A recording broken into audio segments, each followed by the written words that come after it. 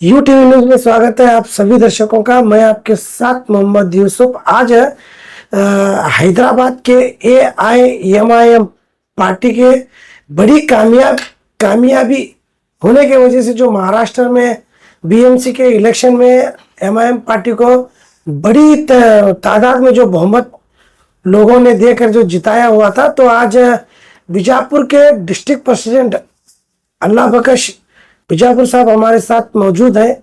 आइए उन्हीं से बात करते हैं कि उनको इतनी बड़ी जीत मिलने के बाद उनको कैसा महसूस हो रहा है। तो अल्लाह सर, आपका स्वागत है हमारे स्टूडियो में। शुक्रिया साहब। तो महाराष्ट्र के अंदर इतनी बड़ी जीत आपको हासिल हुई, इसके बारे में हमारे दर्शकों को क्या बताना चाहते हैं? मैं सबसे पहले यू टीवी माध्यम वालों का, मेरी पार्टी ऑल इंडिया मजलिस इत्तेहादुल मुस्लिमीन का तरफ से सबसे पहले तो मैं दिल की अमीर गहराइयों के साथ आपका शुक्र अदा करता हूं। और दूसरी बात, जैसे कि महाराष्ट्र रियासत BMC इलेक्शन को लेकर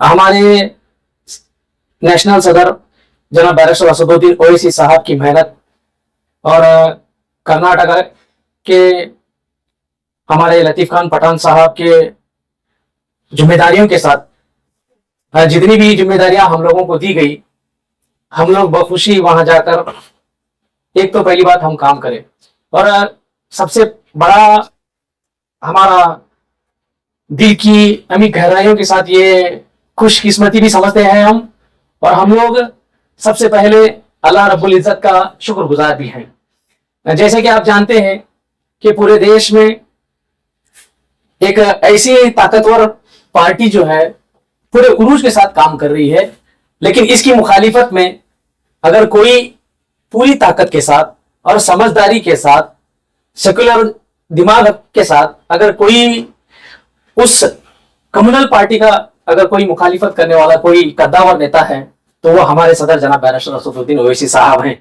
इसी जिम्मेदारी के साथ जैसे कि महाराष्ट्र के इलेक्शंस आए, तो उस इलेक्शंस में हमारे लगभग 125 उम्मीदवार हमारे कामयाब हुए हैं। मैं समझता हूं कि सबसे बड़ी अगर खुशी हमारे लिए ये है कि हमारा रेशो, कैंडिडेट का कामयाबी का जो रेशो है, अल्हम्दुलिल्लाह वो बढ़ता हुआ नजर आया, घटता हुआ नजर नहीं आया। ये हमारे लिए सबसे बड़ी बात है। और आपके माध्यम से मैं सबसे पहले, जैसे कि आपने पूछा कि मुझे आपको क्या महसूस हो रहा है, खुशी कैसी महसूस हो रही है, तो मैं आपके सामने जितने भी महाराष्ट्र के हमारे उम्मीदवार जहां जहां मैदान में थे, वहां के वोटर्स ने अपनी ताकत का मुज़ाकरा करते हुए हमारे पार्टी के तमाम उम्मीदवारों को जो वोट देकर उनको कामयाबी दिलाई है, तो मैं सबसे पहले मेरी तरफ से और हमारी पार्टी की तरफ से उनका तहे दिल से ममनून और मशकूर हूं, उनका शुक्र अदा करना चाहता हूं। जो महाराष्ट्र जो है वो पूरा एक हिंदू समाज का गढ़ जो है वो BJP का गढ़ माना जाता है। तो इसे पूरे महाराष्ट्र के अंदर आपको, आपकी पार्टी को इतने बड़े पैमाने पर जीत मिलना, तो इसके पीछे किसकी मेहनत है, ज्यादातर किसकी मेहनत है? आप देखते हैं पूरे हिंदुस्तान एक कम्युनल पार्टी जो है जो हुकूमत कर रही है, उसका सिर्फ और सिर्फ मुद्दा जो है वो हिंदुत्ववादी है।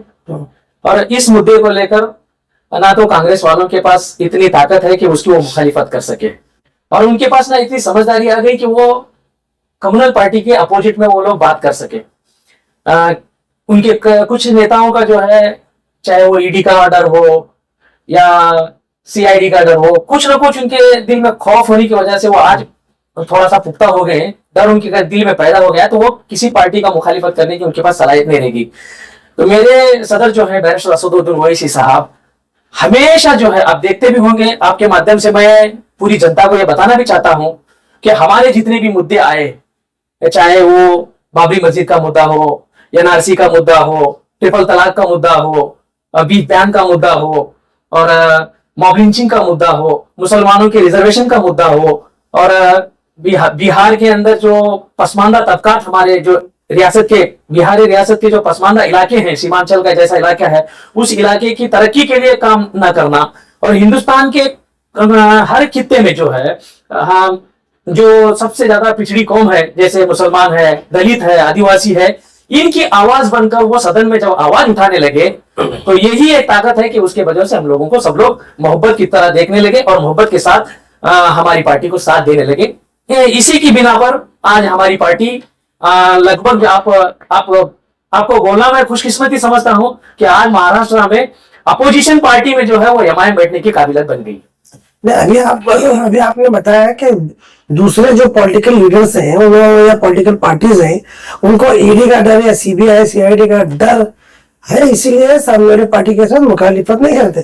तो आपकी पार्टी को और एक आरोप लगता है कि तुम्हें बीजेपी की बी टीम है, तो यही वजह है कि तुम्हारे ऊपर ईडी सीबीआई या सीआईडी की रेड वगैरह नहीं पड़ती, आईटी वगैरह। जिसको खौफ खुदा हो वो दुनिया वालों से क्या डरेगा। एक तो मेरे सदर बैरिस्टर असदुद्दीन ओवैसी साहब अल्लाह के सबसे ज्यादा बुर्गिज़दा बंदे मैं मानता हूं, चाहे दुनिया माने या ना माने। हम लोगों को सबसे बड़ी समझदारी की बात यह होनी चाहिए कि आपका जो सवाल है कि एमआईएम जो बी टीम, आपका जो सवाल मुझसे पूछा गया, तो इसी जमन में मेरे सदर बैरिस्टर असदुद्दीन ओवैसी साहब को भी यह सवाल पूछा गया। तो मैं मेरे रिलीजन के हिसाब से एक तो पहले मैं काबातुल्लाह को सबसे अजीम घर मानता हूं और उसके बाद जो है मेरे और आपके आका हजरत मोहम्मद मुस्तफा सल्लल्लाहु अलैहि वसल्लम के बारगाह को सबसे अजीम हम लोग मानते हैं। तो मेरे सदर साहब ने ये बात कही कि अगर आप मुझ पर ये इल्जाम लगाना चाहते हैं तो कल कयामत के दिन आपको मैं गिरेबान पकड़ के ये पूछूंगा कि मैं गलत हूं या सही हूं, तो इसका जवाब आप अल्लाह के पास देना होगा। और अगर आपको शक है तो मैं बारगाह मोहम्मद सल्लल्लाहु अलैहि वसल्लम की बारगाह में खड़े होकर मैं दुआ करता हूं कि अगर मैं बी टीम हूं तो अल्लाह ताला मुझे वही कारक कर दे। इससे बढ़कर हमारे लिए कोई और बात नहीं हो सकती। तो ये सरासर हमारे ऊपर जो एक बहुत बड़ा इल्जाम लगाया जाता है, ये मैं समझता हूं कि एक साजिश के तौर पर हम लोगों पर लगाया जाता है। हम लोग बी टीम में, अगर बी टीम हम होते, जिस पार्टी को मैं और मेरे हिंदुस्तान के रहने बसने वाले लोग पिछले 70 साल से जो वोटिंग देकर आ रहे हैं, क्या ये लोग हमारे मुद्दे पर कभी आवाज उठाए? अगर वो आवाज उठाते तो मैं समझता हूं कि वो ए टीम है, उनका कोई रोल ही नहीं है। अब देखिए बाबरी मस्जिद के मसले पर, ट्रिपल तलाक के मसले पर किसने आवाज उठाई? सिर्फ और सिर्फ मेरे कायद जनाब बैरिस्टर असदुद्दीन ओवैसी साहब ने आवाज उठाई। क्या मुसलमानों की आवाज को सदन में उठाना बी टीम है? मैं आपसे सवाल पूछना चाहता हूं। नहीं, भारत देश के 30 करोड़ जो मुसलमान हैं उनकी आवाज तो सिर्फ तुम्हारे सदर साहब ही बने हुए हैं अभी फिलहाल। उनका फिर एक इलेक्शन के अंदर एक स्टेटमेंट है, बहुत वायरल हुआ था भाषण में, कि आने वाले दिनों में नकाब पहनी हुई लड़की जो है प्राइम मिनिस्टर बनेगी। तो इसके बारे में आपका क्या कहना है? क्या हिंदुस्तान एक सेकुलर देश है। सबसे पहले मैं आपको बताना चाहता हूं कि इस देश में बहुत से मजहब के लोग रहते हैं और बहुत से ऐसे त्योहार मनाते हैं कि पूरी दुनिया में अगर देखा जाए तो इस जैसा देश हम लोगों को कहीं नहीं मिलने वाला। इस देश के सबसे, जब 26 जनवरी 1950 में जब कानून बना तो डॉक्टर बाबा साहेब भीमराव अंबेडकर ने स्पष्ट ये नहीं लिखा कि प्रधानमंत्री कोई हिंदू का होगा, प्रधानमंत्री कोई मुस्लिम का होगा, कोई ये ऐसा नहीं लिखा। जिसके पास वोट की ताकत होगी, वोटों के बलबूते पर किसकी मेजॉरिटी होगी, वो चाहे मुस्लिम की हो, हिंदू की हो, क्रिश्चियन की हो, ब्राह्मण की हो, किसकी भी हो, अगर वो वोटिंग के साथ अगर वो ज्यादा पार्टी के साथ अगर उनके एमपी अगर आएंगे तो हो सकता है वो बन जाएगी। क्या मुसलमान का प्रधानमंत्री नहीं बनना? ऐसा कोई रूल भी नहीं है। और हम चाहते हैं कि हमारे मुस्लिम के जो भी हैं, असद साहब ने जब बात कही कि एक नकाब वाली औरत को मैं प्रधानमंत्री देखना चाहता हूं, अरे ख्वाब देखने में क्या है भाई? ख्वाब देखें, हम चाहते हैं कि हमारी कौम भी आगे बढ़े। आज आप देखिए, हम लोगों की बदकिस्मती ये है कि हम लोग समझ नहीं पा रहे हैं। आप देखिए बैरिस्टर असदुद्दीन ओवैसी जैसे दो लोग इस देश में मिलते हैं हम लोगों को। एक बाबा साहब अंबेडकर जो दलितों के नेता हैं, जब वो बैरिस्टरी कंप्लीट करके आए तो दलित लोगों ने उनको अपना नेता मानकर इस देश का बाबा ए कौम बनाया। और एक बैरिस्टर हैं महात्मा गांधी साहब, हिंदू के हैं, इस देश को बापू के नाम से उनको जाना गया। हमारी बदकिस्मती देखिए, एक बैरिस्टर होने के बावजूद हम लोग उनकी कदरदानी नहीं कर पा रहे। अगर कदर करेंगे तो हो सकता है इंशाल्लाह। नहीं, ऐसी क्या वजह है कि दूसरे स्टेट में तुम्हारी पार्टी जो है पावरफुल नजर आ रही, कर्नाटक स्टेट में तुम्हें क्यों फील हो रहे? कर्नाटका के सिलसिले में मैं आपको बता दूं कि पिछले कई सालों से हम लोग ये मेहनत कर रहे हैं कि यहाँ पर जो है हमारे चंद रहनुमा और हमारे कौम के जो उलमा हैं कि उनके जहन में हमेशा ये बात आ रही है कि कम्युनल पार्टी अगर हुकूमत इख्तियार संभालेगी तो मुसलमानों का बहुत बड़ा नुकसान होगा, दलितों का बहुत बड़ा नुकसान होगा, पिछड़ी जातों का बहुत बड़ा नुकसान होगा। इस जिमन में पिछले इलेक्शन में जब हुआ तो हमारे यहाँ के उलमाए दीन जो है वो असद साहब, हमारे बैरिस्टर असदुद्दीन ओवैसी साहब, सदर साहब के साथ मीटिंग करके उनकी जो मीटिंग में ये तय किया गया कि अगर आपकी पार्टी इलेक्शन लड़ने से एक बहुत बड़ा कौम को नुकसान होगा तो इस बात को सामने रखकर उन्होंने एक कदम पीछे ले लिया। अब इंशाल्लाह इस मरतबा जब वो ये कदम पीछे लिए तो लोगों के जहन में थोड़ी सी बदगुमानी आ गई कि एमआईएम पार्टी यहां से इलेक्शन नहीं लड़ेगी। तो पिछले मरतबा हम लोग लड़े, अब इंशाल्लाह आने वाले इलेक्शन में हम लड़ने की तैयारी में है, चाहे वो जिला पंचायत हो, तालुका पंचायत हो और एमएलए हो, एमपी हो, इंशाल्लाह कर्नाटक में इंशाल्लाह इस मरतबा लड़ेंगे। तो आपके पार्टी के बारे में जो है ये भी एक बात सामने आ रही थी कि तुम्हें बीजेपी के साथ अलायंस हुए महाराष्ट्र में। गलत बात है, ये अलायंस नहीं हुए।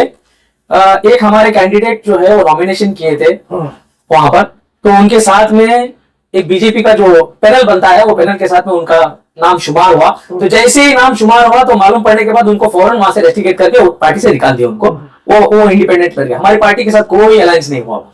तो आने वाले दिनों में जब जो इलेक्शन आ रहा है उसमें बीजापुर में हो या पूरे कर्नाटक स्टेट में हो, आपके कैंडिडेट देखने को मिलेंगे क्या? अल्हम्दुलिल्लाह देखने को मिलेंगे। पिछले बार देखे ना, मैं ही कंटेस्ट किया था पिछली मरतबा लोकसभा विधानसभा इलेक्शन के अंदर। मैं पिछले मरतबा हमारे बसंत भाईगढ़ी कंस्टिट्यूएंसी से मैंने लड़ा था। बीजापुर से भी हम लड़ने की कोशिश में है इस मरतबा। और यहाँ पर हमारे बीजापुर जिले के लगभग जैसे 8 कॉन्स्टिट्यूशन हमारे आते हैं। इंशाल्लाह आने वाले दिनों में हम लोग हमारा कैंडिडेट मिला तो इंशाल्लाह हम 8 के कॉन्स्टिट्यूशन में हमारे कैंडिडेट को इस मरतबा उठा देंगे। और हमारे स्टेट प्रेसिडेंट साहब साथ में हम लोग बाकायदा उनके साथ राबता कायम करके आने वाले इलेक्शन की तैयारी में हम लोग बात भी कर रहे हैं उनसे। हमारे कर्नाटका के सिलसिले में इंशाल्लाह आने वाले दिनों में एक हमारे नेशनल प्रेसिडेंट के साथ एक मीटिंग होगी, उसके साथ बाकायदा हम लोग काम कर रहे हैं। कर्नाटक सरकार की तरफ से एक बिल पास हुआ है हेट स्पीच को लेकर, तो क्या आने वाले दिनों में आपके पार्टी की तरफ से ऐसा कुछ विवादित बयान सुनने को मिलेंगे क्या? क्या उस पर पूरी तरीके से रोक लगा? फ्रीडम ऑफ स्पीच की हम लोगों को आजादी यह हक दिलाता है कि हम लोग हमारी मांग को सामने रखें। हमारी मांग को सामने रखना ये हेट स्पीच कैसे हो सकता है?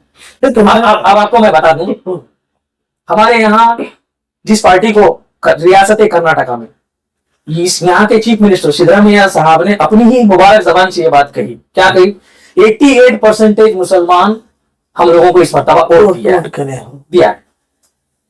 अब 88% हम लोग वोट देने के बावजूद आपको मैं बात बताऊं, ये बहुत दुख की बात है हमारे लिए। जब बीजेपी हुकूमत थी 4% रिजर्वेशन मुसलमानों का था, उसको छीन लिया गया।